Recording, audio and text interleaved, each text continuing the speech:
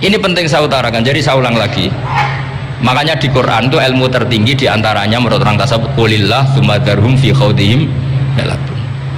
Saya itu gak pernah loh takut mati meskipun saya masih muda, karena saya bayangkan mati itu ya baik-baik saja. Ketika saya hidup ya gak tahu cara ngelola nyawa saya, kenapa kok gak pergi? Kamu tahu caranya ngelola nyawa kamu, kok gak mati sekarang? Gak tahu kan? Tahu-tahu masih hidup kan? Tahu-tahu diutang semacam-macam lah. Sebenarnya kita zaman hidup pun gak tahu cara ngelola nyawa kita, cara kerja jantung kita, cara kerja paru-paru kita. Nanti setelah kita mati pun tidak tahu caranya hidup ketika dia. Tapi anehnya kita, mosok manusia sudah dilemah iso hidup lagi. Memangnya kita sekarang bisa hidup karena kita tahu-tahu ya hidup. Ditekdir anak yang melarat, paese elek. Orang lain ditekdir anak Kiai Gus Mulyo. Kita kan tidak pernah bisa milih bapak ya ora iso.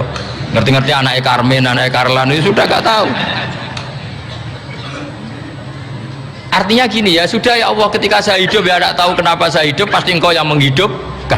Ketika saya mati juga gak tahu kenapa saya mati, pasti engkau yang menghidupkan dan mematikan. Maka saya akan baik-baik saja di akhirat, karena ketika di dunia Tuhannya yang engkau, ketika di akhirat Tuhannya, dan sifat engkau tidak akan rubah, tetap arhamur rahimin. Makanya dulu wali-wali itu kalau mau mati ya santai aja. Said Umar bin Abdul Aziz itu ulama-ulama dulu kalau mau meninggal itu, kalau keluarganya nangis marah besar. Memangnya mau kemana kamu nangisin saya? Lah kamu kan mau mati. Memangnya mau kemana kalau mati? Ya kembali ke Allah. Susahnya apa? Di dunia ya milik Allah, di akhirat milik Allah. Inna sholati wa nusuki wa mahyaya wa mamati lillahi rabbil. Yang aneh sampai harus melarat orang wani mati. Wah, aneh tenan. Ya karena sampean tahu mungkin di akhirat lebih miskin lagi kan. Terus repot nah terus. Coba kalau dari awal kita menstatuskan diri kita biadillah, inna sholati wa nusuki wa mahyaya wa mamati. Tapi kamu salah status, mengatakan kehidupan adalah momen untuk mencari kesejahteraan, kehidupan adalah momen untuk cari karir. Kamu mensifati kehidupan secara salah, sehingga kamu terjebak nyari karir, nyari kaya. Coba kalau kamu pakai mazhabnya Sufi, kehidupan adalah pemberian dari Allah untuk kembali kepada Allah. Kematian ya seperti itu, akhirnya ya santai saja. Inna sholati wa nusuki wa mahyaya wa mamati lillahi rabbil alamin. Istri juga gitu. Saya itu tidak sombong, saya itu mulai nikah sampai sekarang itu hampir gak pernah tukaran sama istri. Sama istri saya itu sering bilang gini, Gus, sekali-kali kalau saya ngamuk itu diwales, dilawan supaya saya punya musuh katanya. Betul ya? Ya saya bilang gini, Allah itu maha baik sama saya. Ketika harmonis, ganjaran saya ya lewat harmonis itu, sehingga saya ngasih uang menyenangkan Anda. Ketika Anda marah, ganjaran saya lewat sabar. Ya sudah, itu semuanya baik. Kalau kamu marah, saya tidak dapat pahala. Makanya kalau kamu marah tak dengerin, ini cara Allah membuat pahala tanpa bayar, kata saya. Justru kalau pas rukun itu untuk dapat pahala harus nyervis, jajak no kelambi mahal katanya. Boros itu pahala yang boros katanya. Tapi kalau kamu marah, ini pahala paling murah, nggak usah biaya, dapat apa? Pahala, cukup sabar. Lu itu kalau terlatih lama-lama dapat ya biasa saja. Ulama dulu seperti itu semua. Imam Syafi'i itu pernah ada orang baik sekali sama beliau, orangnya itu munafik padahal. Tapi kalau setelah keluar dari Imam Syafi'i, dia memaki-maki Imam Syafi'i. Suatu saat beliau dikasih tahu, orang yang tadi muji-muji jenengan itu di luar maki-maki jenengan. Imam Syafi'i itu guyu sebenarnya bukan alhamdulillah. Muridnya kan janggal, ini dikasih tahu gitu, alhamdulillah. Kenapa Imam Syafi'i? Dia kan di luar maki-maki jenengan, berarti aku wong wibawa, ning ngarepku rawani. Ya, jadi dianggap enteng saja melihat, berarti aku wong wibawa, ning ngarepku orang wani. Ya sudah, terus ketika ditanya, tapi itu kan bahaya bagi Anda karena memfitnah Anda gini-gini. Kata beliau, zaka Allah. Yang ngeritiknya bahaya itu hanya Allah Ta'ala, yang lainnya nggak bahaya, karena ini makhluk doif, gak penting. Loh, kamu sampai tersiksa dikritik orang karena kamu nganggap makhluk itu penting. Ini gobloknya sampean, goblok segoblok-gobloknya itu. Coba kalau kamu mensatukan makhluk tetap makhluk, kritiknya tidak penting, selesai kan? Selesai enggak? Ini problem Anda tidak wali itu, kalau dikritik ya susah. Makanya tidak wali itu problem menurut saya. Makanya saya nggak ingin nggak jadi wali itu kan, karena hanya wali yang hidupnya itu la khaufun alaihim wa lahum yahzanun. Orang dulu tuh semudah itu hidup, gampang sekali. Dulu ceritanya, diantara ceritanya manakibnya Sayyid Ja'far Shadiq itu, kalau ada orang memaki-maki dia itu dikirimi hadiah. Kenapa aja? Karena kebaikan kamu telah kamu berikan kepada saya, ini hadiahnya. Sampai malu yang ngeritik itu. Kan kalau orang ngerasani itu kan kebaikannya dikasihkan sama yang dirasani. Lah kamu kan ngajinya seperti itu, tapi dirasani kok susah. Harusnya kan kasih aja, ditransferi saja. Alhamdulillah.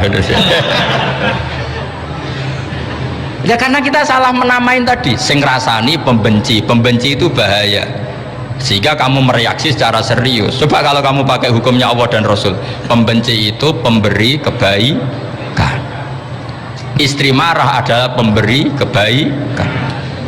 Ada yang berani mulai meraktekan? Latih begitu terus, insya Allah nanti hidup kamu barokah. Itu disebut wa'allama adamal asma. Dan itu yang diajarkan Rasulullah. Rasulullah itu kalau ngajarkan hidup tuh gampang sekali. Allahumma ja'alil hayata ziyadatan li fi kulli khairin wal mauta rohatan li min kulli syarrin. Jadi kalau kita hidup, anggap saja peluang untuk nambah kebaikan. Kalau kita mati, anggap saja akhir dari semua potensi kejahatan kita. Anda sekarang mungkin tidak zina, tapi potensi zina. Anda sekarang tidak korupsi, potensi korupsi. Anda sekarang tidak selingkuh, tetap potensi selingkuh. Lah, Anda saja kalau mati berarti akhir dari segala potensi itu. Alhamdulillah. Makanya saya tuh nggak pernah takut mati. Karena saya misalnya setiap saat mati ya saya nanti akan bilang, ya Allah, ini sudah mau mati berarti mau akhir dari segala potensi keburukan saya. Alhamdulillah. Makanya itu ulama-ulama dulu kalau ada preman mati, saya guys, tonggone ra gelem muni saya. Wah, preman kurang ajar. Saya guys, tonggone tetap ra gelem muni saya. Padahal kiai ini mending saya yang pun mati pun mboten sakit macam-macam niki pasti. Karena dia dengan mati berarti rohatan mingkuli syarrin, keburukannya tidak terulang lah. Lah keburukan nggak terulang lagi itu saya apa buruk? Saya. Makanya kiainya minta saya ge niki tonggone cek menengai. Saya ge menengai. Makanya suatu saat kalau ada gitu kamu harus bilang apa? Saya pun mboten jahat malih pun mati.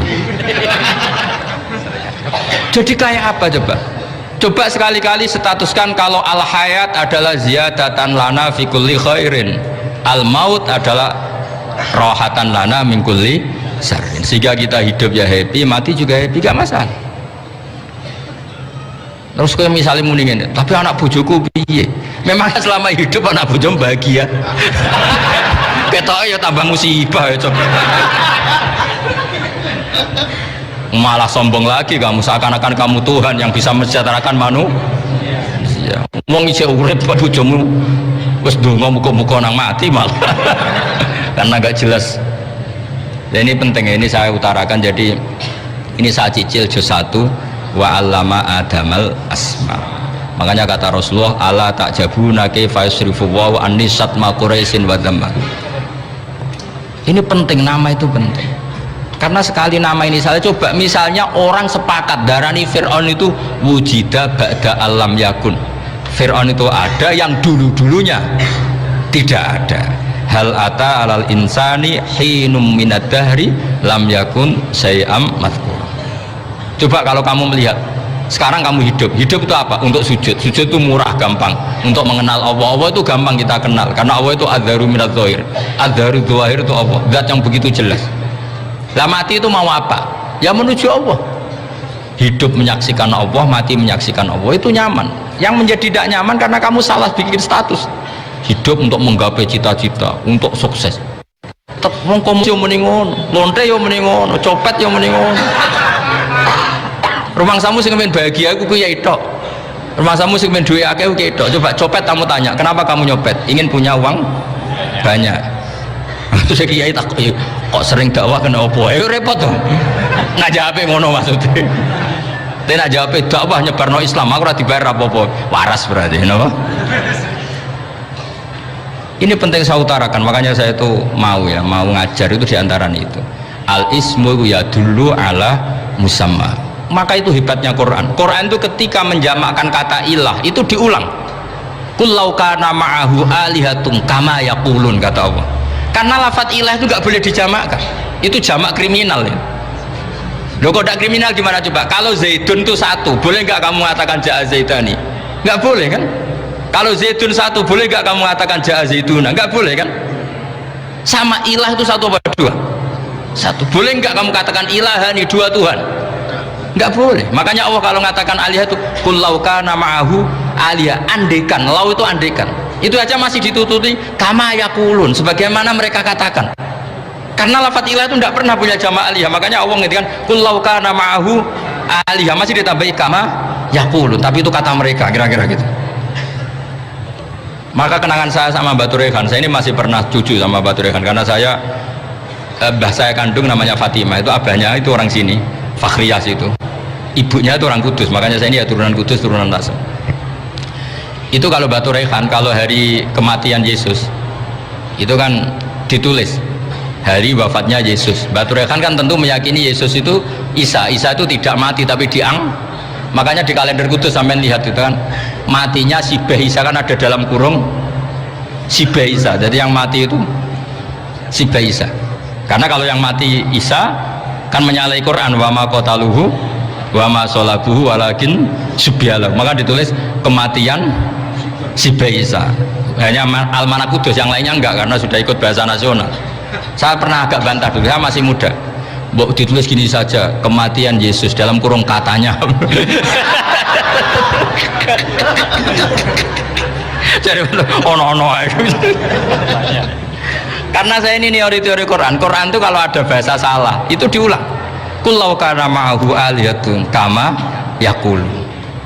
Karena nggak benar, jama' aliyah itu nggak benar. Bagaimana mungkin sesuatu yang satu dijamakkan? Coba kamu bisa mengatakan zaituna karena zaitnya banyak, kamu punya tamu rojulun, kalau orang banyak rijalun. Kamu melihat satu masjid, masjidun, kalau masjid banyak masajid. Masalahnya Tuhan itu tidak pernah banyak, mau satu. Makanya itu hebatnya kamus-kamus yang dikarang orang alim. Bahas tasniahnya ilahun itu lam yujad katanya, tapi wajaduhu wasamauhu. Tasniah ini nggak ada secara hakikat, tapi mereka ada yang menjamakkan, yaitu mereka yang salah. Makanya tadi dalam ilmu mantek, kesalahan itu tidak pernah ada, yang ada adalah orang yang salah. Paham? Jadi kesalahan